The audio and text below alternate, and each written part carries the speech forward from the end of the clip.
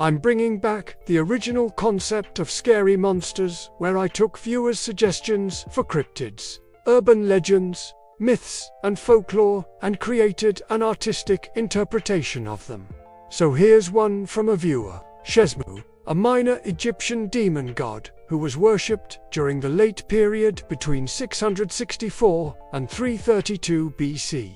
He was often depicted as having the head of a baboon, sometimes also with ears like a donkey, other times with the head of a lion, and occasionally even with the head of a crocodile or a human head wearing a pharaoh's crown. And he was always shown standing on a stone platform and holding a flower or flowers in his hands. It was believed that he had a connection to the dead and could help guide their souls into the afterlife. In some texts, it says that the goddess Isis had a son, Set, the god of chaos, evil, and violence.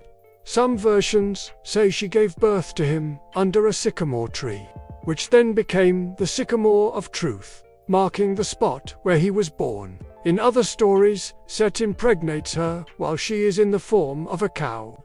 Shezmu's birth is said to have brought about great trouble, including a great flood, lightning and thunder, hailstorms, whirlwinds, earthquakes, inundation of the sea, and all manner of evil.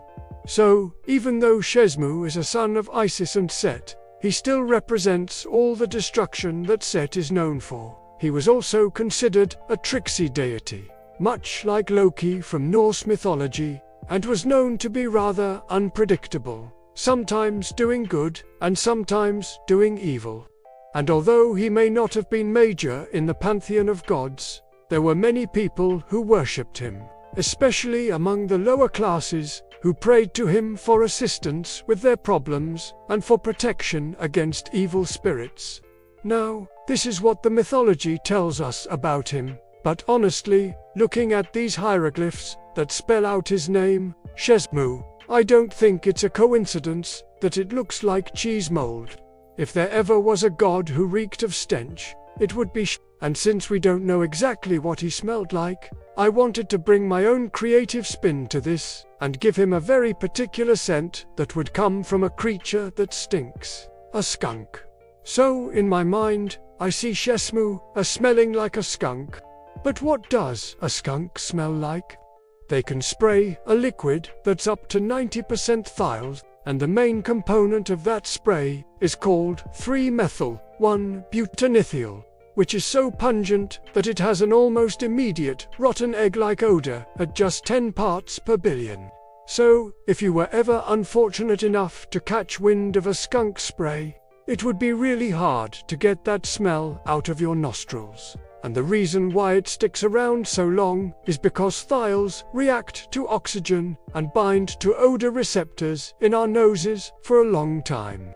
But the thing about thiols is that they also found in a lot of foods that are considered delicacies like shrimp, lobster, mussels, crab meat, and even stinky cheese. It's actually kind of funny that the ancient Egyptians kept cattle and pigs domestic, because those animals produce thiols too, especially when they sweat.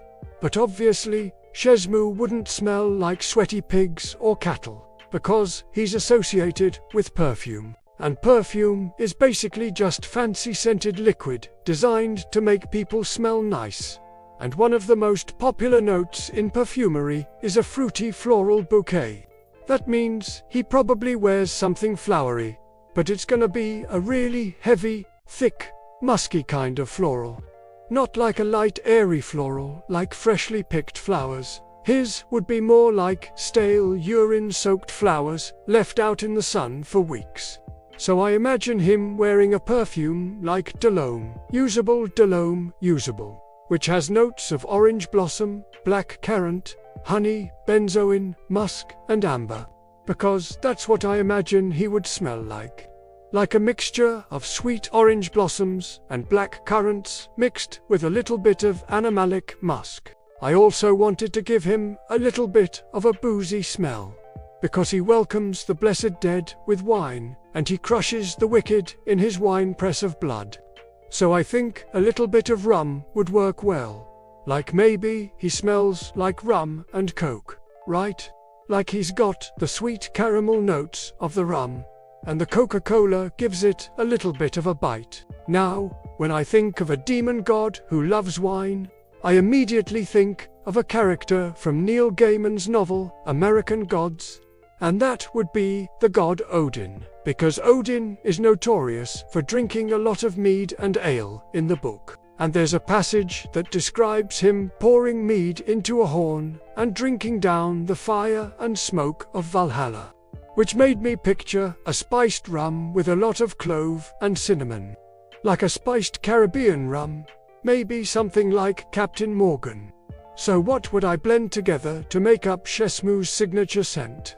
Well, the main note, of course, would be skunk. But to tone down the skankiness a little bit and add a little bit of sweetness, I would mix in some rum, some cloves, and some cinnamon. I mean, after all, he is a god. So it wouldn't be like a cheap cologne. There would be a little bit of class to it, a little bit of sophistication. It would be a little bit bitter, too, because of the cloves. And the cinnamon would add a little bit of warmth. And that's how I imagine Shezmu would smell. Like a spiced rum with a hint of skunk. If you want to learn more about Egyptian mythology, starting with the story of creation, then check out the series Egyptian Mythology in 60 Seconds. The series is available on a streaming service. And thank you again to all of my patrons for your continued support. And welcome to new supporters. I'll see you next week with a brand new scary monster.